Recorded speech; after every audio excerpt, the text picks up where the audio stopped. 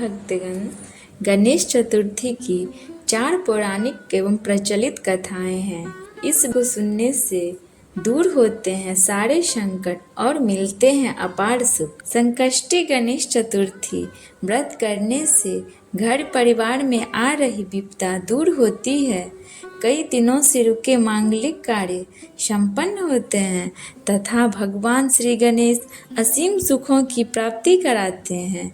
माह की किसी भी चतुर्थी के दिन भगवान श्री गणेश की पूजा के दौरान संकष्टी गणेश चतुर्थी व्रत की कथा पढ़ना एवं सुनना जरूरी होता है। इससे संबंधित 4 कथाएं प्रचलित है। आइए प्रस्तुत है पहली कथा। पौराणिक एवं प्रचलित श्री गणेश कथा के अनुसार एक बार देवता कई विपदाओं में घिरे थे। तब वह मदद मांगने भगवान शिव के पास आए। उस समय शिव के साथ कार्तिकेय जी तथा गणेश जी बैठे थे। देवताओं की बात सुनकर शिवजी ने कार्तिकेय व गणेश जी से पूछा कि तुम में से कौन देवताओं के कष्टों का निवारण कर सकता है। तब कार्तिकेय व गणेश जी दोनों ने ही स्वयं को इस कार्य के लिए सक्षम बताया। इस पर भगवान शिव ने दोनों की परीक्षा लेते हुए कहा कि तुम दोनों में से जो सबसे पहले पृथ्वी की परिक्रमा करके आएगा वही देवताओं की मदद करने जाएगा। भगवान शिव के मुख से यह वचन सुनते ही कार्तिकेय जी ने अपने वाहन मोर पर बैठकर पृथ्वी की परिक्रमा के लिए निकल गए। परंतु गणेश जी सोच में पड़ गए कि वह चूहे के ऊपर चढ़कर सारी पृथ्वी की परिक्रमा कैसे करेंगे। तभी उन्हें एक उपाय सूझा। गणेश जी ने अपने स्थान से उठे और अपने माता पिता की 7 बार परिक्रमा करके वापस बैठ गए। परिक्रमा करके लौटने पर कार्तिकेय स्वयं को विजेता बताने लगे। तब शिवजी ने श्री गणेश से पृथ्वी की परिक्रमा ना करने का कारण पूछा। तब गणेश जी ने कहा, माता पिता के चरणों में ही समस्त लोक हैं। यह सुनकर भगवान शिव ने गणेश जी को देवताओं के संकट दूर करने की आज्ञा दी। इस प्रकार भगवान शिव ने गणेश जी को आशीर्वाद दिया कि चतुर्थी के दिन जो तुम्हारा पूजन करेगा और रात्रि में चंद्रमा को अर्घ्य देगा उसके तीनों ताप यानी दैहिक ताप, दैविक ताप तथा भौतिक ताप दूर होंगे। इस व्रत को करने से व्रतधारी के सभी तरह के दुख दूर होंगे और उसे जीवन के भौतिक सुखों की प्राप्ति होगी। चारों तरफ से मनुष्य की सुख समृद्धि बढ़ेगी। पुत्र पौत्रादि धन ऐश्वर्य की कमी नहीं रहेगी। भक्तगण, ये थे पहली कथा। अब आइए चलते हैं दूसरी कथा की ओर। एक समय की बात है, राजा हरिश्चंद्र के राज्य में एक कुम्हार था। वो मिट्टी के बर्तन बनाता था, लेकिन वे कच्चे रह जाते थे। एक पुजारी की सलाह पर उसने इस समस्या को दूर करने के लिए एक छोटे बालक को मिट्टी के बर्तनों के साथ आवा में डाल दिया। उस दिन संकष्टी चतुर्थी का दिन था। उस बच्चे की माँ अपने बेटे के लिए परेशान थी। उसने गणेश जी से बेटे की कुशलता की प्रार्थना की।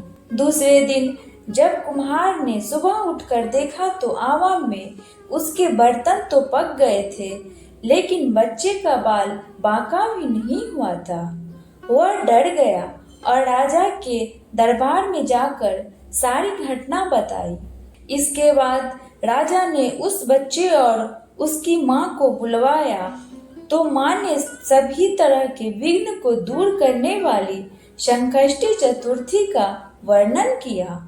इस घटना के बाद महिलाएं संतान और परिवार के सौभाग्य के लिए संकट चौथ का व्रत करने लगी। भक्तगण, इस प्रकार पहली और दूसरी कथा संपन्न हुई। अब प्रस्तुत करते हैं तीसरी कथा। एक समय की बात है, विष्णु भगवान का विवाह लक्ष्मी जी के साथ निश्चित हो गया। विवाह की तैयारी होने लगी। सभी देवताओं को निमंत्रण भेजे गए, परंतु गणेश जी को निमंत्रण नहीं दिया गया। कारण जो भी रहा हो, अब विष्णु जी की बारात जाने का समय आ गया। सभी देवता अपनी पत्नियों के साथ विवाह समारोह में आ गए। उन सब ने देखा कि गणेश जी कहीं दिखाई नहीं दे रहे हैं। तब वे आपस में चर्चा करने लगे कि क्या गणेश जी को न्योता नहीं मिला या स्वयं गणेश जी ही नहीं आए। सभी को इस बात पर आश्चर्य होने लगा। तभी सबने विचार किया कि विष्णु भगवान से ही इसका कारण पूछा जाए। विष्णु भगवान से पूछने पर उन्होंने कहा कि हमने गणेश जी के पिता भोलेनाथ महादेव को न्योता भेजा है। यदि गणेश जी अपने पिता के साथ आना चाहते तो आ जाते। अलग से न्योता देने की कोई आवश्यकता भी नहीं थी। दूसरी बात यह है कि उनको 1.25 मन मूंग, 1.25 मन चावल, 1.25 मन घी और 1.25 मन लड्डू का भोजन दिन भर में चाहिए। यदि गणेश जी नहीं आएंगे तो कोई बात नहीं, दूसरे के घर जाकर इतना सारा खाना पीना अच्छा भी नहीं लगता। इतनी वार्ता कर ही रहे थे कि किसी एक ने सुझाव दिया, यदि गणेश जी आ भी जाएं तो उनको द्वारपाल बनाकर बैठा देंगे कि आप घर की याद रखना। आप तो चूहे पर बैठकर धीरे धीरे चलोगे तो बारात से बहुत पीछे रह जाओगे। यह सुझाव भी सबको पसंद आ गया तो विष्णु भगवान ने भी अपनी सहमति दे दी।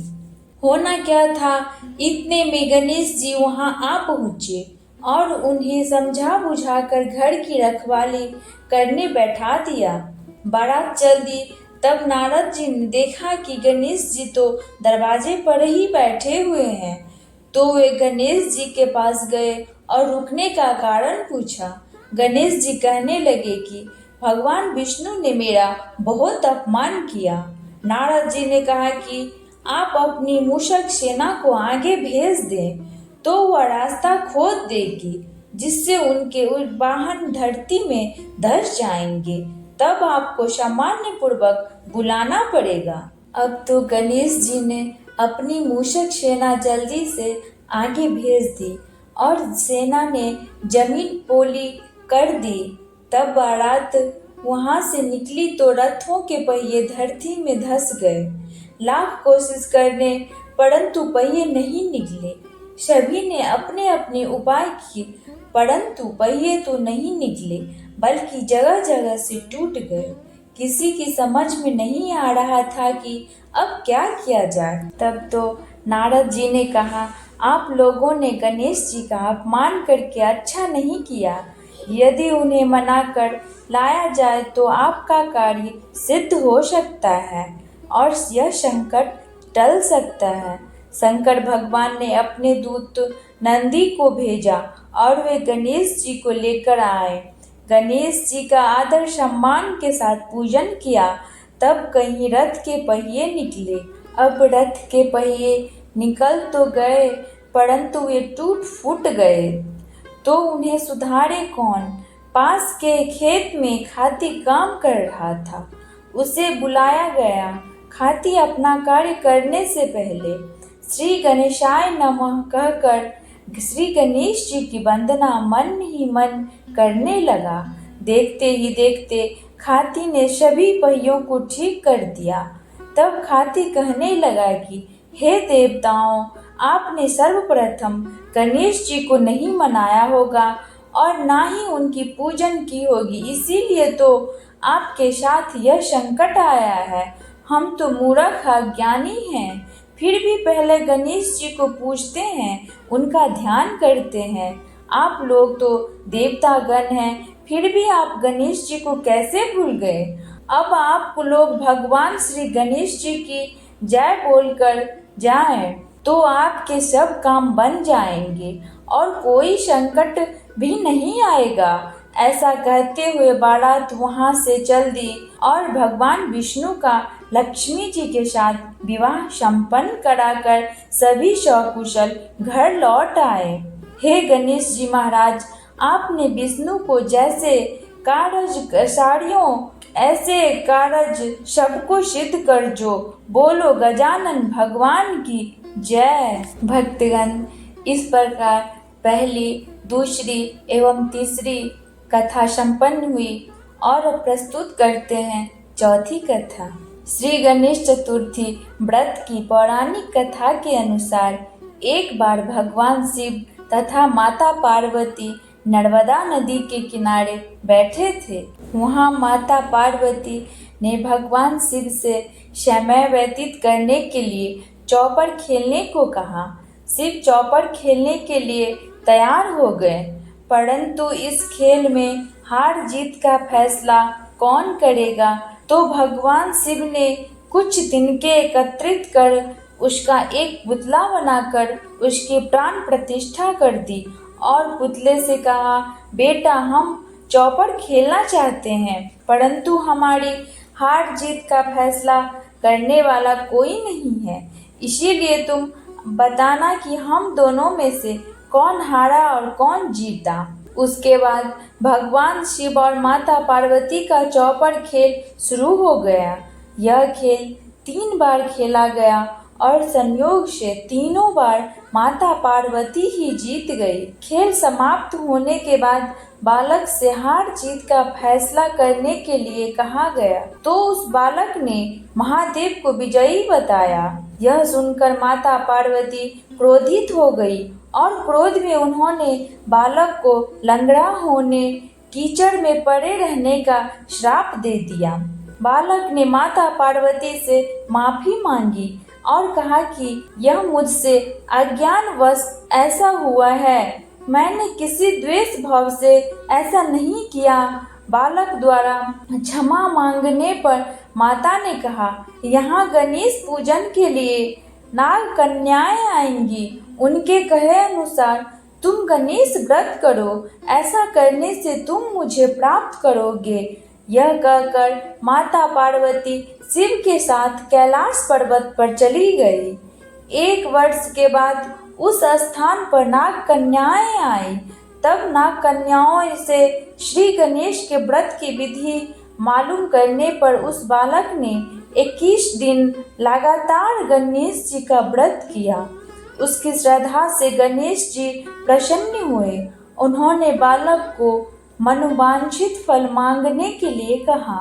उस पर उस बालक ने कहा, हे विनायक, मुझ में इतनी शक्ति दीजिए कि मैं अपने पैरों से चलकर अपने माता पिता के साथ कैलाश पर्वत पर पहुंच सकूं और वे यह देख प्रसन्न हो। तब बालक को वरदान देकर श्री गणेश अंतर्ध्यान हो गए। इसके बाद वह बालक कैलाश पर्वत पर पहुंच गया और कैलाश पर्वत पर पहुंचने की अपनी कथा उसने भगवान शिव को सुनाई। चौपड़ वाले दिन से माता पार्वती शिव जी से विमुख हो गई थी, अतः देवी के रुष्ट होने पर भगवान शिव ने भी बालक को बताए 21 दिनों तक श्री गणेश का व्रत किया। इस व्रत के प्रभाव से माता पार्वती के मन से भगवान शिव के लिए जो नाराजगी थी वो समाप्त हो गई। तब से यह व्रत विधि भगवान शंकर ने